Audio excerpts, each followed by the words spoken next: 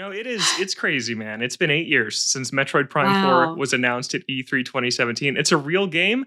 Brendan and I have finished it. There's a review up. People are playing it now, and it still feels surreal. I'm so excited to talk about all of it. Let's get into it. The review is up right now on IGN. I gave it an 8 out of 10. I think Metroid Prime 4 Beyond is a great game. I think it has some of the highest highs in the entire Metroid series and some of the lowest lows in the entire Metroid series. This is a very uneven game, but when you balance it all out, it's great. This is a really awesome return for Metroid Prime that I think fans are going to be very, very happy with. For the most part, we'll talk about everything from the desert to the companions to the psychic abilities. But Brendan, you finished it. You are working very hard on the walkthrough over on IGN. What are your overall impressions of Prime 4? I think I'd probably land around where you did. I also think it's very great. It's kind of hard to not look at I waited so long for this. It has to be perfect. I wish it was perfect. There were a lot of things I'm like this. I wish some things could have been better. Overall, I'm really happy with what we got. There are just some things that made me scratch my head. Yeah. But the visuals look great. The music is superb. I don't mind the companions, which is something I didn't think I would say. Same. And it's a very Metroid adventure. It's a very Prime game. Yeah, and I think I totally agree. There's a lot that made me scratch my head. I think that this is probably Retro Studios' worst game. But they make amazing games. They made the Metroid Prime trilogy, and they made Donkey Kong Country Returns and Tropical Freeze. They make games that are, to me, all 9 out of 10 or higher. I think this one's an 8 out of 10. I think this is one of the worst things that this studio could have really shipped because they're just that talented that even in a really incohesive game with a lot of warts and a lot of ideas that are not fully fleshed out, what works still works so freaking well that overall, when it all settles down, the highs you walk away with and what I'm going to remember from Prime 4 way outshine the stumbles. And what's interesting about this one is that its issues are really self-contained from its high points, like the desert. The desert sucks. It is not a good part of this game. But when you are finally in one of its dedicated areas, it's like a classic Metroid Prime area mixed with 3D Zelda Dungeon, a comparison that we'll talk about. It's as good as Prime has kind of ever been. So its issues don't bleed into its flaws, which means that overall there's still moments that are really going to be really, really great throughout. Man, who could have guessed that the desert was bad? Oh, other than everybody except for these random people who are like, we haven't seen it, guys. They've showed us nothing. Because that's what you do. There's nothing to show. Right. When you're previewing a game, you show the least interesting parts because that's how you build hype. So it was just so weird and so out of character from Metroid. I think people wanted to believe that there was something to it, something that we weren't seeing that was really cool or meaningful or purposeful. And it's kind of a bummer to know, nope, it was just a desert. It is. This could have been an email of zones. It totally is. That's really good. Yeah, Brendan, you were my superhero through this review period, which was the most stressful review period of my life because it was super truncated being around the Thanksgiving holiday and a hotly anticipated game. It's Metroid. We had to make sure we got this one right. And so it was awesome talking to you about this one. And I'm excited to get into the whole game now. Let's start with the dedicated areas, which I think are the biggest strength of Metroid Prime 4. There are several of them, and they are self-contained this time around. It is not like Metroid Prime 1 where there are elevators that connect each one, and this one goes to Phanandrina Drifts, and this one goes to Talon Overworld. It is Soul Valley is the desert, and on its edges is one dedicated entrance to each self-contained area. It is Hyrule Field from Ocarina of Time. There's Death Mountain in the distance. You enter it, you're there now. You're in that zone. It's really there.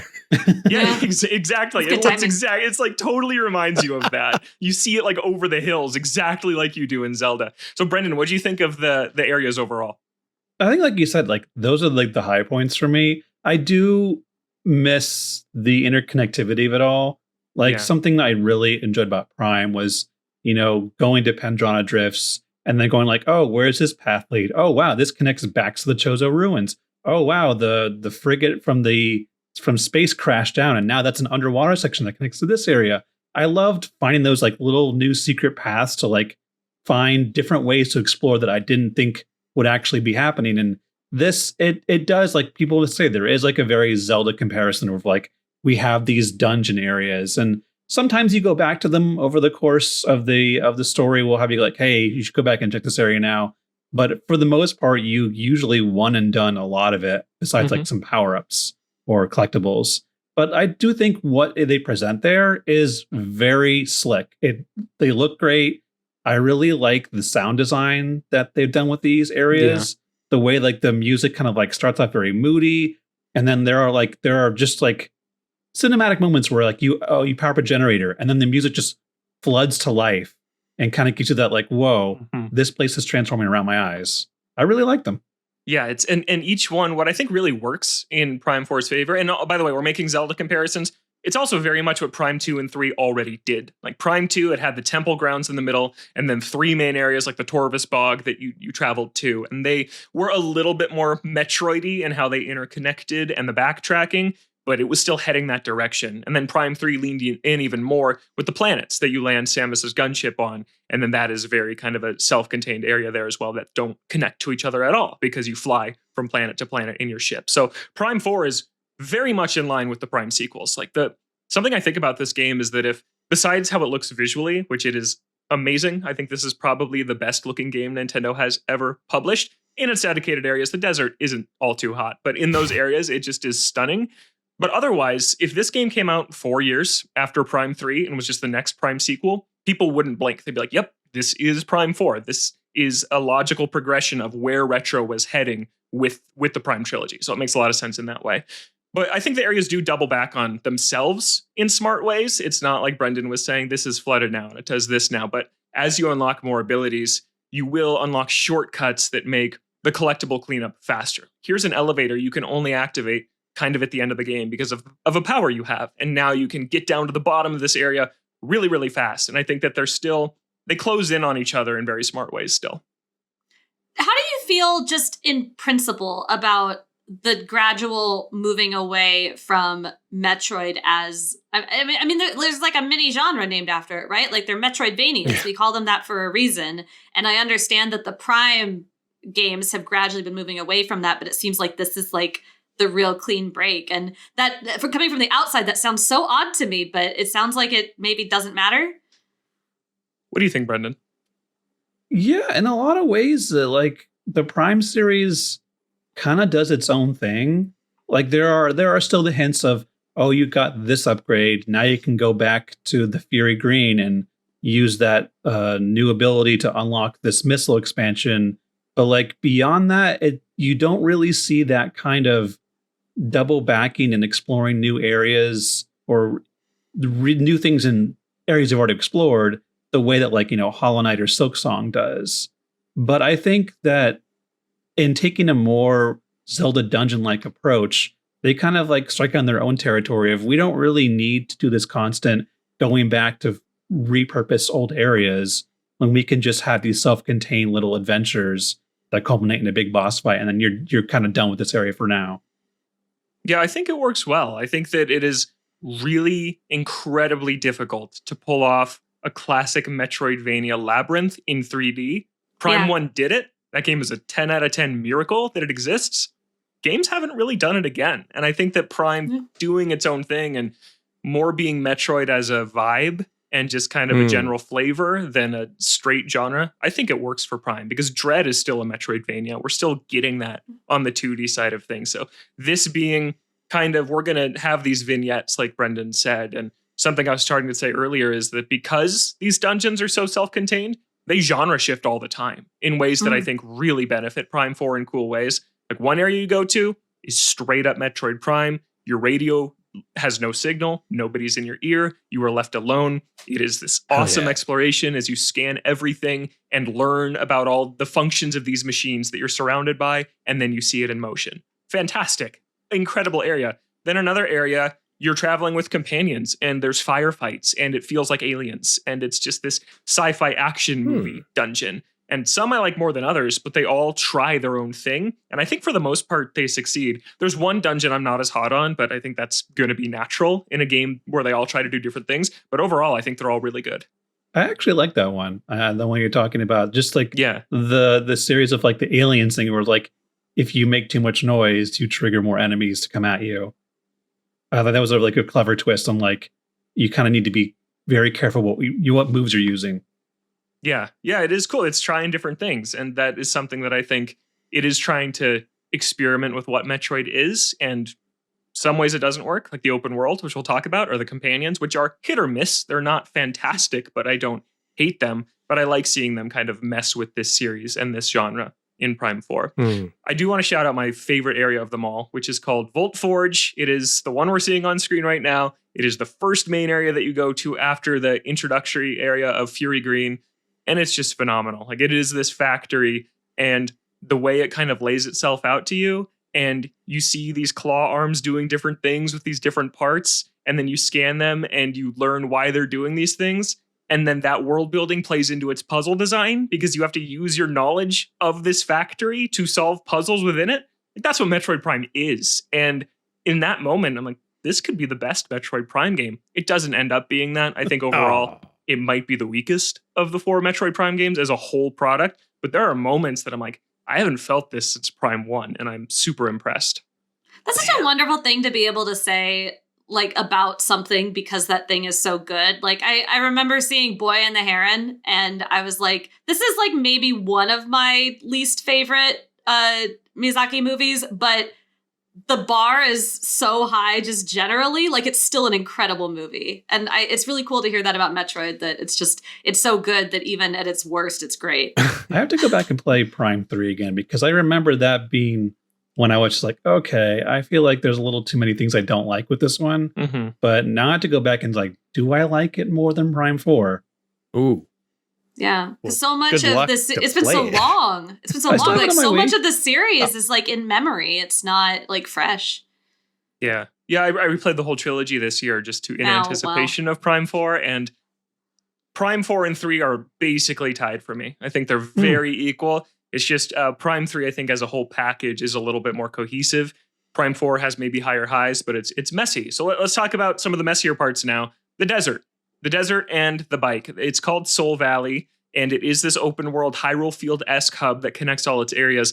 And Brendan, my biggest issue with it, as we talked about, is this green crystal quest, this main quest that has you crashing into these randomly placed crystals to fill this huge meter that just feels like padding to me. Yeah. Yeah. This is mandatory? Yeah, this is not negotiable. Yeah. They're like, they tell you early on, like, oh, hey, I know you need to get off this planet, but before you go, could you like transfer the knowledge of our species to some other planet? And we need green crystals to do that. So if you can do that before you leave, you're not doing anything else, right? Tell me it doesn't actually take 3 hours and you're exaggerating. It's hard to pin down exactly how long it takes, because thankfully they give you this quest at the beginning of the game. This is before you even see the desert, you're given this quest. So as you are driving across areas across the whole campaign, you can swerve and crash into some crystals that you spot as you're going. It's ridiculous. It's the dumbest thing Retro has ever made. I highly us do recommend in a video game. if you're playing, like, as you go from point A to point B across the desert, just smash the crystals and then take a different route back, so that you're always going through a new area to find more crystals. And then eventually when you get towards like the end of it, they'll give you like a radar to find the last couple ones. Mm-hmm. You don't have to get literally every single crystal ever, but you do have to get a large number of them. And yeah, I do think like the crystals ties into the desert, ties into the bike, where I think the bike was kind of a letdown because they don't really give you much to do with it besides to ride through this desert. And it really, like, there are points where I'm just like, there could have been something cool here. Like, there's a lot of comparisons to Hyrule Field, and I think it's Hyrule Field from Twilight Princess, where it is a very big field. You get Epona, and you make use of Epona by not just going through point A, point B, but like there are escort quests you do during the main story on Epona. There are the horseback archery and, like, you know, those training courses. There are secrets to find. There's a couple secrets to find in this desert, but not as nearly as much. And I think like there could have been a lot to do with the bike that could have made it fun, and having this desert have more to do than just like 6 little tiny shrines that don't really have much besides like one little puzzle that, you know, they're not really that inventive. No. Which is kind of a letdown. Mm-hmm. And like I had mentioned to Logan also that there is no music when you're driving through. And apparently this is unlocked by an amiibo. It is $30 amiibo. amiibo. That is insane. And that is so like, aside from the like antithetical because you're not really exploring this dense thing, not having music tied to an amiibo unlock is also very antithetical to Metroid, because like Metroid's biggest strength is the immersion you get through that music, and just having like this like cool alien noise that you're transporting would have made things so much more interesting. If you look at like Twilight Princess, when you're running around on foot and you get the music playing like dun dun dun dun dun, and you get on an opponent and suddenly there's like a swell of music. If they had that in this desert, I would have loved it.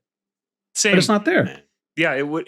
This is if N64 Hyrule Field thinks it's the Great Plateau from Breath of the Wild. Like it has this ambition to be something greater. And you mentioned it, Brendan. It has literal Breath of the Wild shrines sprinkled throughout, but so few, almost none. But like I say literal, like actually, here's one. You go up to it, you go down an elevator exactly like Link does. You solve a little puzzle in this sacred shrine. You see like a statue of a god at the end who warps you out back to the entrance. It is just straight ripped from Breath of the Wild. Reb calls it shrine-based gameplay. That's what it is. Shrine-based gameplay. I don't think I can take credit for coining that, but I don't remember who did. But yeah, I just remember you saying it about Bonanza on this show. And what? Yeah, does every Nintendo studio just decide that that's what they're adopting? I don't know. This game started development in 2017 the first time. I mean, true. That's what everything was looking at. We'll never hear from Nintendo employees ever because under pain of death. But I would love to hear the cycle of this thing, because I was just going to say beyond the desert too, there are points where I'm like, I feel like this came from a different game. Yeah. Especially like the tutorial stuff and the cinematics of, and also we don't talk that much, but like the main antagonist is largely absent from the entire game. Yeah. And they set up this like, even like in the promotional stuff, like, oh, Samus's big rival Sylux. And I'm like, hey, literally who? Unless you played like the Federation Force Hunters, which no one really liked. I'm sorry. But like B, you go to the planet and then you don't really hear from him. And I'm like, this had to have been like Bandai Namco's story before they just went like, okay, we're going to Viros now. Whatever we had with Sylux and Samus, scrap it. We'll keep some pieces of it. But I feel like there was like an actual storyline that kind of just got shoved aside. And then at the end, they're like, well, wait, we need a bad guy again. Oh, well, we still have this guy. Well, the good news is you don't have to 100% it. You can spend $30 on a Sylux amiibo and unlock the 2-minute video. Are you kidding me? Are you kidding? No, that's true. That's true. What? Yeah. 100% it, or beat the game and scan the amiibo. All these things feel so incongruent with the game that Logan was describing at the top of this episode. Like, what? And that the highest highs and the lowest lows. What? That's why this was such a difficult game to review, and why I lost sleep and literally had dreams behind Samus's visor. God. Actually, it is a challenging thing to critique. Yeah, I gotta give it to you, dude. Go ahead. I just like Logan, like for taking this one on, man. I was terrified. I've never been more happy that Black Friday was pulling me away from like playing a video game, because I was so stressed. Like, what if this game sucks, or like, what if I hate this game? And then I'm really looking forward to playing it now after hearing after your review, and then like Dan Reichert thinks it's the best Metroid ever. I don't know if that's. I generally agree with your opinion and Dan Reichert's opinion on things, so we'll see. But good one. Good taking this one on and then like turning it around in like the holiday weekend. Thanks, man. Especially after people were mad at me about the companions in the preview, which we should talk about a little bit now. But just to wrap up the Sylux point, I totally agree, Brendan. It feels like you can just see the scars on this game. You can just see that it was canceled and rebooted and went through hell to finally come out. You can totally tell in so many different ways, with the desert being as underdeveloped as it is, with Sylux being an afterthought in this game. But his boss fight's really good. Yeah, it's great. But they teased him 18 years ago, and then what? Okay, he's barely in this game. And then just the companions feeling as mixed as they do too. Reb? I was just going to say that your experience reviewing this sounds very similar to my experience reviewing Pokemon Scarlet and Violet a couple of years ago, except where there were just these incredible high highs and then these terrible low lows. Except with Scarlet and Violet, I came away with, this game's kind of, Yeah. Whereas the sum of this one's parts is significantly better, which is nice to hear. But yeah, I can very much relate to what you're describing. Yeah, it's stressful, and it's something that people who just get to play it and pick it up and see, oh, the companions aren't that bad. What was Logan freaking out about? Well, let's talk about the companions now, because there are several of them throughout the game, and I think they're largely fine. I think the word I used in my review was tolerable. Like, I don't think they make the game better, but they don't ruin it. I feel very neutral overall about them, mostly because you're still alone for well over half the game. Like, they are not by your side the entire time. When they are, they're a little bit annoying sometimes. It's never as bad as it is with Miles in that very first segment where he's telling you absolutely everything you need to do and need to scan and protecting him and all this stuff. But they still do sometimes be like, check the map, Samus. Or something that bugs me is when you're on the motorcycle and you're doing the green crystal stuff and you're just farming for green crystals, because I don't want to have to do this all at the end. So I'm going to chip away at it as I'm making my way through this campaign. And then eventually they assume you're lost because you've been driving around the desert for so long. No. So Miles calls you and he's like, hey, Samus, have you tried going here with this new ability yet? Because there might be something you can get. I'm like, bro, I'm doing your fetch quest right now. Like, don't let me turn that off. It's not a deal breaker. It's just, you can turn off on-screen tutorials that will tell you, like, oh, hold A to do a charge shot. And that's kind of hinting you, there's something in this room you need to do a charge shot on. You can turn that off. So I just wish they'd gone the extra step and would have let me turn off companion hints off as well. Not companion dialogue. Imagine if he was like, Samus, you missed a crystal back there. Samus said, turn around. You just missed Miles. one. I want to say, though, and to defend Logan, everyone going like, oh, your preview was so bad about the companions. I watched all of his footage that he got from the preview event before we started playing the game. Literally a minute after he had to stop recording, when you leave Fury Green and get to the desert, that's when his recording stopped. A minute later, Miles says, oh, you could just talk to me if you want on the map screen. Otherwise, I'll be quiet. Yeah, if they had included that extra minute, the preview would have been totally different. Been like, oh, yeah, he shuts up. Yeah, I know. Incredible. I was stunned by that. And not to harp on this too long, but it's like, yeah, we judged what we saw. And what we saw was entirely companion focused. We didn't even see the overview trailer before we played that segment. And so it's like when you have the worst bite of the meal to go off, that's all you can judge. And that's what we did. So I'm very grateful that it didn't turn out to be like that the whole time. I might actually go a bit higher than tolerable. I think there was some interactions that I was like, okay, this is actually kind of nice. Like, I do like the juxtaposition of, it did get a little weird when Samus wouldn't talk at all, but how different people in this universe view her, from like, hero worship to like, oh, I respect you because I'm also a lone wolf kind of person. And we can actually like, we're on a similar level. I kind of like that. They're like, and one of them like just fangirling out. I'm like, honestly, I can see that is believable to me, that somebody be like, oh my God, it's Samus. Oh my God. But like, barely containing that kind of joy. Like, I like that. And like there was some missions where you're all working together, and then it's like, okay. But I think the problem for me is that this is a relatively short game, and it tries to juggle those alone segments with those, so hey, let's team up for a bit before you go off on your own again.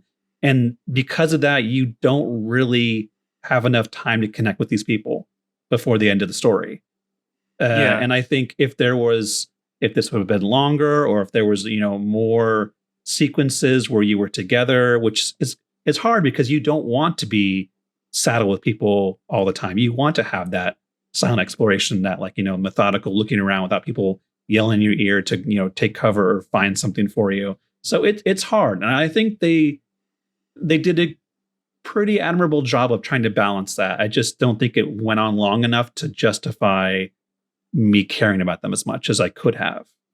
I love to hang out with slightly better than tolerable people. Right. Yeah. Sounds great. Yeah. I agree with what you're saying, Brendan. They do try to have it both ways, which is what we talked about during the review period. I ultimately don't mind, because I'd rather have it this way, where you leave feeling like, these characters aren't that developed. Yeah, because I played 75% of the game alone. Thank God. Like, that is by far my preferred outcome for this. And I think they're charming enough. Like, I think people are really, really like drilling some of these lines on social media right now. In context, they work fine. Like it's like so infrequent that it works fine. And the characters almost outside of that tutorial section, which now has been in context of the whole game reframed as a tutorial section only, they don't spoil outright puzzle solutions for you. They don't tell you, scan that, open this, morph ball here. They don't. They say, Samus can figure this out. She's got it. And then you do it. I'm like, okay, I that's realized all I wanted. Looking at comparisons, trying to think of like who like people like Miles are like, it's not like a Navi or an Atreus or a Midna. Miles is more like a Professor Egad. He kind of just chills out in base and is like, oh, you got an upgrade? Come back to base and we'll talk about it. Otherwise, like, it was funny because going through and trying to mark like collectibles on the map, I kept mixing the button with mark the map and call for help. And honestly, most of the times I accidentally hit that button, I couldn't even contact Miles. It would just like be static. I'm like, oh, well, okay. Yeah, which is what's awesome is that when you're in these dungeons, like in Volt Forge, which has all these lightning strikes going on, Miles says, "Oh, we're losing contact, Samus. I can't hear you anymore," and then you're alone. And that's just Samus, like, you know, turn it off. Yeah, I know. Samus should have been like, "Sorry, can't hear you." Flip it off and go on with her day. What do you think about her not talking at all? It's weird. In one of my drafts of my review, I had a paragraph about this, but decided, it's too much of a nitpick. We'll talk about it on the show. It's just part of this game's overall misguided tone that everyone's afraid to make Samus talk because in Other M, what she has to say is so bad. And so everyone now forever is afraid to not just have her be this silent, stoic hero. But now we have a situation where you're trying to develop characters and tell a bigger story, and Samus just literally stares at them. And it's weird. She doesn't respond. Like, Link is responding. You just don't hear what he is saying. But he is talking. Samus doesn't. She is silent the entire game, except for her like grunts when she gets shot in combat. And I think like they got to pick a lane here because they're trying to do both right now. And it's a little awkward. It almost circles around to being funny and like a Nicolas Cage from Willy's Wonderland movie thing where he's just like has nothing to say to any of the other cast. I'm just killing monsters. That's all I care about. But I also go ahead, Reb. No, you. I have an idea.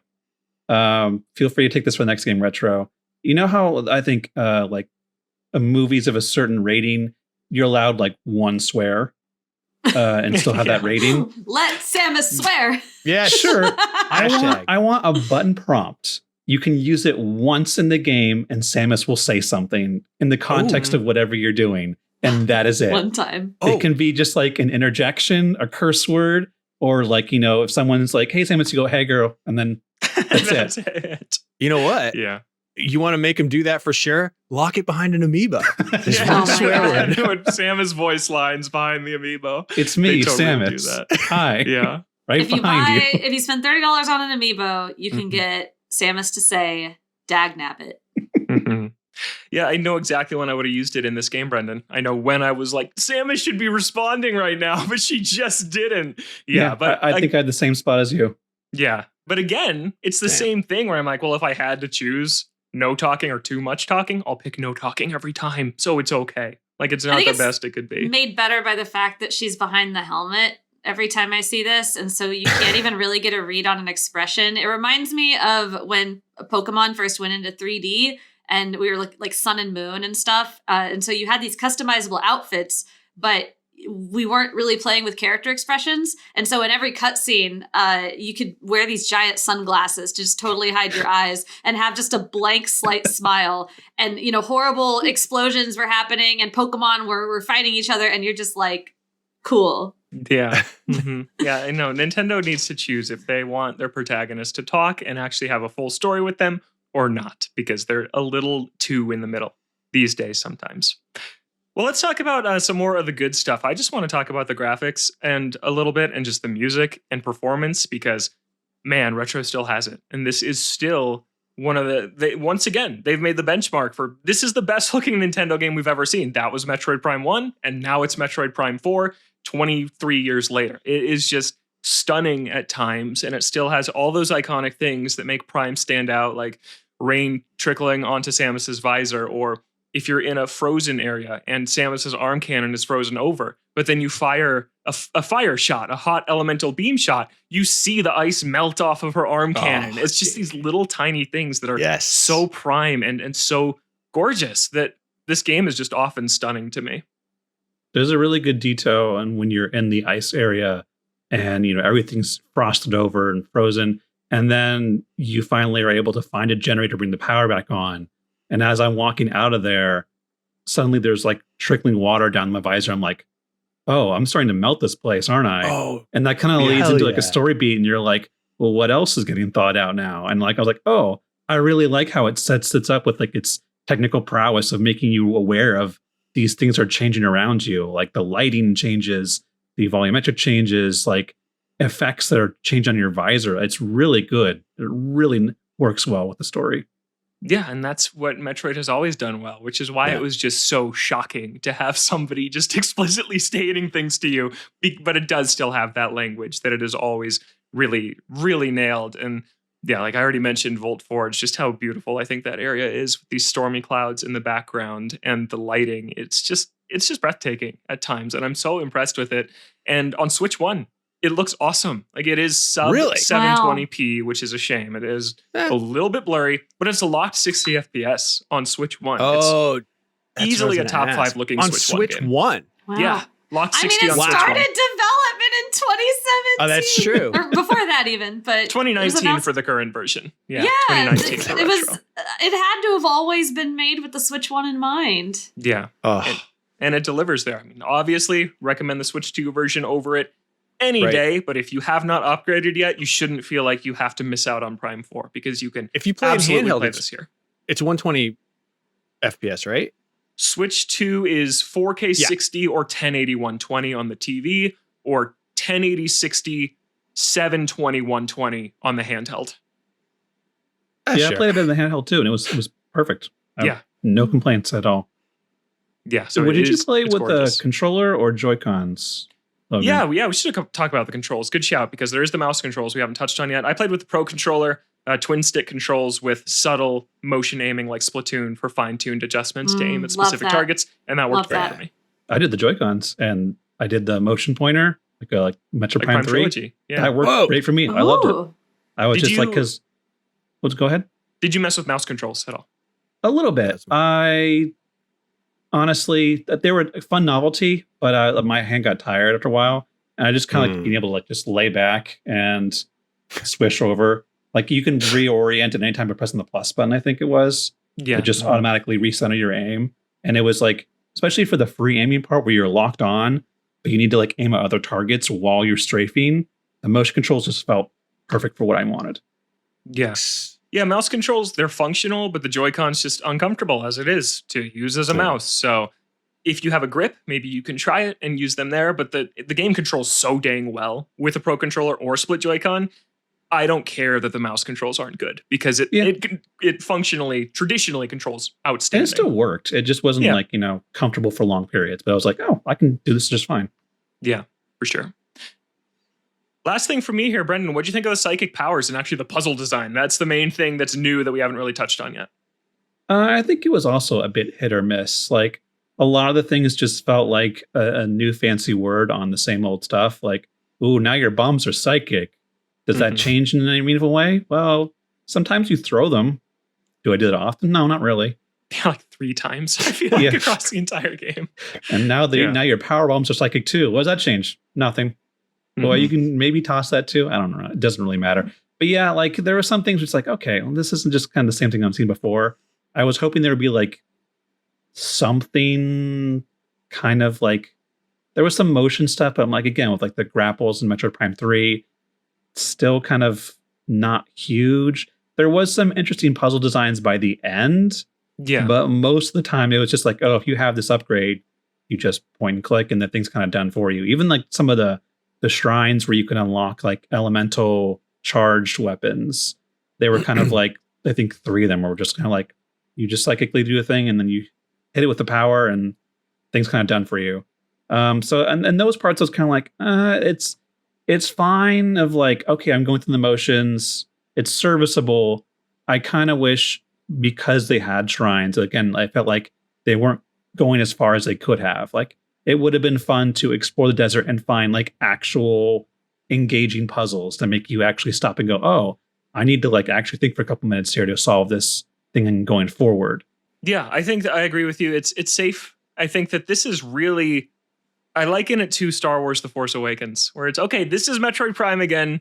It's very similar power-wise. It's very similar story-wise. It's very safe. This is a reintroduction into the series after 18 years away. I don't think that's bad. I think that's perfectly fine. And I think people like me and Brendan, who have played every single Metroid game, this is the same problem Zelda ran into by the end before it switched to Breath of the Wild. You see a hookshot thing, you know you're going to get a hookshot. Metroid is in that stage right now where you see that, okay, I'm going to get the bomb. And I actually think that Prime 4 does it in a smart way where a lot of its obstacles are more organic. It's not, there's some missile doors, but it's not just like, this is a thing you need to shoot with the missile. It's like hardened fossil. And then you scan it and it's like, could be broken with a concussive blast. And then you know, oh, I can shoot my missile at this. So it tries to remix it a little bit, but it does feel safe. And as you were saying, Brendan, I think if you do that post-game item cleanup and go for 100% items, you'll run into some very clever puzzles that are more satisfying and turn me around a little bit by the end. Because it's never bad. It is just a little bit by the numbers for the base game, but there's some good stuff tucked in there. And I'm really happy that they included map markers, which is, I think, yes. Metroid's needed for a long time, is being able to go like, there's something here. I don't know when I'll be back, but I know I have to come back. So I'm going to put a little missile icon here. And then I like it kind of just has the entire room like with the green highlights so that, you know, even in the open world, little quadrants, you can just put individual markers if you know that there's like a giant like ore thing of green crystals to come back to later and blow up. Okay, I'm going to put a map marker in that little quadrant. It was really useful. Yeah. I liked it. Yeah. How long does Seth, it anything take? Else? Well, I wanted to, I mean, too far away to go to howlongtobeat.com, one of our sister sites. How long does it take to 100% this game? Could I 100% this over a long weekend? Yeah, I'm going to look at my completion thing right now, actually. So I 100% the game before, I guess 98%ed because you had to scan the final boss to get 100% scan completion. And I beat it in 13 hours and 44 minutes. Yeah, but you're also Brendan Graeber. Like, you're a professional video game Is that player. also game clock time, like the file save time? That was the ending screen. Like, this is your final time. Yeah. I don't think that counts for 100%. That's crazy. Yeah. That is so fast. I mean, I don't think that counts documented cutscenes or loading or pause or map time. I think it's more like 15 hours probably. Yeah. Some of that might be driving around in a circle for a while. Mm-hmm. Yeah, probably like 2 hours total to get all the green crystals that you need. Yeah. Spread across the entire Spread across the game. If you wait until the very end, you just put a podcast on or buy $30 amiibo, listen to some music. This sounds like Legends Arceus collecting all the bits of Spiritomb. Yeah. I'm gonna keep an eye out to our IGN YouTube channel for my 2-hour supercut of just the motorcycle part The motorcycle of Metroid. no Prime. music. That's not really. Yeah, there's part in my video preview. This is a shout out to Tristan over in Australia who edited this, or in my video review, that I just love because it's talking about, I had already covered all the green crystals, and then I didn't even ask for this. He just did it, and it's hilarious. And then I'm talking about Miles and how he chimes in on the radio when you're driving around, and then Tristan just left it and put the natural sound up for like 5 seconds, and Samus just like smashes into crystals for like 5 seconds, and then it like cuts to the next thing. I'm like, yeah, that is what this game looks like. It's very accurate and funny. Incredible. So shout out to Tristan for that. Reb, you said you had something to say about if you're going to play Prime 4 or not. Yeah, so this game, again, announced in 2017, and at the time, so I had never played a Metroid game at that time. I've played Super Metroid now, and I had never played a Prime game. And so I thought, okay, great, well, they're going to make Metroid Prime 4, I'll get into it then. And then so many years passed, and so many things happened in those years. And over time, my interest in it waned because, as we've sort of, we've talked about on the show before, the marketing around this game has been bizarre. Like, I really don't think, based on what you're saying, it doesn't sound like they put this game's best foot forward in things like the preview offerings and some of its trailers and things like that. And this game is actually a lot better than a lot of its marketing has led people to believe. But it really sort of tested my interest in actually playing it. And then I read your review, Logan, and I read a lot of other reviews when they all came out. And where I have landed on Metroid Prime 4 is that I don't want to play Metroid Prime 4. I want to play Metroid Prime. Like, I think that's just what I want to do. Like, the way everybody speaks so lovingly of Metroid Prime, like, I mean, I've known for a long time that it's a great game and like incredible and one of the like canon of Nintendo, whatever. But like actually hearing people relate the best parts of this game to the things they loved about the first Metroid Prime, like really kind of sold me on, okay, maybe I need to go like actually really make time to go back and do that. So I'm not going to do it like soon because I have a backlog of games I need to work through, and I've sworn to play Ocarina of Time over Christmas break and give that game another chance. But I really do think I will go play the first Prime in the new year because of hearing everybody talk about 4. So I'm glad you brought this up. Look forward to that. Because I think if someone like you is like, I'm not sure if I'm going to enjoy Prime 4. I haven't played the Prime ones. I don't know if I want to spend money on a brand new game that I may or may not enjoy. Play Prime 1. And if you beat that and you're like, wow, I really like this world that Samus inhabits. I really want more of this fun exploration. I think you will like Prime 4 more than you dislike it. If you really enjoy what you like in Prime 1. Yeah. I land totally on the opposite side of the fence. I think really? It depends on who you are. I think that's a very valid recommendation if you already like Metroidvanias. Like, Reb, you love Metroidvanias. Yeah, I think Prime is the one for me. Yeah, you can pick up Prime 1 and play it and get it and love it. But to me, if you are listening to this and you have never played a Metroidvania game, Prime 4 is the training wheels Metroid Prime. Some people will hate that. Some people will love it. I think that this is an outstanding first Metroid game because it's like a California roll, and then Metroid Prime is like the sashimi. And you can't just give somebody raw fish right away and say this is sushi and you'll love it. You gotta, you ease people into things. Ease them into it, and I think that Prime 4 really eases you in the same way that Dread does for the 2D Metroids. Like, Dread is way more handholdy than it appears. It's way more linear than it appears, but it gives the impression of a Metroidvania. So then you're ready for Super Metroid. Prime 4 to Prime 1 is the same thing. So I think I don't know, people play Prime 1, they bounce off it because it's confusing and it's a labyrinth and it's maze-like. Prime 4 isn't. Prime 4 is very linear. It offers the illusion of choice, but there's always one right answer. I don't want that. No, you don't. You're a Metroidvania fan, but I'm talking to the people who have never played weirdo these. Games. Yeah. I think Prime 4, you should start here if you've never played one of these games ever before, because it'll give you that flavor. Is fans of the genre don't rejoice because this isn't. Yeah, IGN. I think you should play Metroid Prime 3 first and go, what the heck is going on? I don't think that's a good piece of advice. Don't do that. Also, it'd be funny to play Metroid Prime 4 first and then go, where are all the Metroids? Because there's not really them. No, there aren't. There are barely any. Yeah. You see them at the start and they're kind of just like somewhere else. Yeah, they're like in the boss. I think the weirdest thing about the Metroid franchise as a whole is that it very rarely sells very well. In fact, it never sells well. It's but a shame. like Samus is like one of the coolest characters ever. Like in maybe sci-fi, she's just awesome in every way. Like her armor is so freaking badass and iconic, and everything about the design and aesthetic of Metroid is just so freaking amazing. And then like nobody ends up liking it. I kind of wonder if that's what the companions are and the linearness of this one is to sort of make this into a bigger thing so that in 2035 Mr. Miyamoto is introducing the Metroid movie in 4D. You actually travel through time. And the role of Miles McKenzie will play by Chris Pratt. Oh my gosh.